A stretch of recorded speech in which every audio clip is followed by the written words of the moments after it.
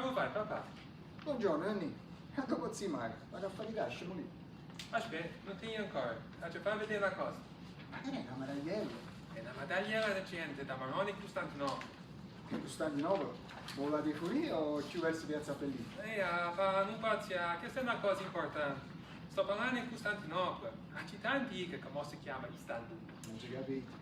E la chiamano pure la Marona che viene da un mare, perché più di 500 anni fa, un bello ritratto da Marona con la maniera in braccio stava in coppa una nave che a Costantinopoli stava venendo a Napoli.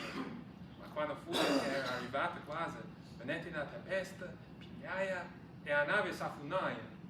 E però il ritratto da Marona con la creatura in braccio si salvaia. Guarda Luca, la vita a corona. La corona sta a significare che la Marona è la regina del paradiso. Eppure il Battaterno sa da stare quello che dicesse. Sta bene. Ma tu avevi via da Maragliella, se che lo viene argine. E chi te l'ha contato tutti questi fatti in chiesa? Ma spiegate tutte cose parlette, la baglione che ha già conosciuto al catechismo. Noi a settima parlare subito facciamo amicizia.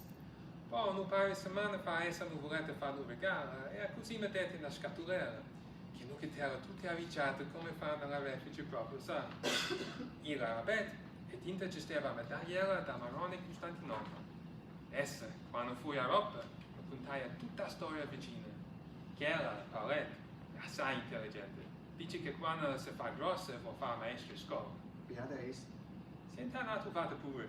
Non ci ho detto a nessuno però. Non ci preoccupare, però fa un resto, se no faccio tanto a faticare. E non fate che si ricorda quando mi mette mamma. Dai. Che alla sera stava chiudendo come che e Orione stava tutta allagata. Stava scendendo all'Ave Vergine. Ti ricordi? Ecco. Io vado da te, mi sei scudato là. Mamma ormai stava già più alla cacca. Allora io mi sono da sedia che teneva giocato lieta suoia e corre fuori al balcone per non mi far vedere che nieva. Che la mamma aveva detto che se non voleva chi mi pigliava troppo dura, perché diceva che stava troppo triste pure peccato. Quando all'improvvisato, a fuori al balcone, va per mangiare e ncoppa l'acqua a comparata festa. Troppa l'acqua, le lave di vicino. E che ha coperto, non ci capito, mamma tu. Oh, questa Marona cara, Marona in Costantinopoli. Tu devi essere tutta celeste, e calcolone d'oro. Non posso tenere certezza, ma almeno per me pare che avesse. Ah, ma non è questo mio che va galleggiando con tutta la sanità come se stesse facendo pochi surf. E con il bambinino invece pochi scommetto. No, mi pare che no, la maniera non ci stava. Che lo fui un attimo, ti sa credere? Io penso che sta meravigliella che ti ha dato paletta ti starà guastando una capuzzella. Chi lo sa? A me, al più delle volte, la vita mi pare tutto un mistero.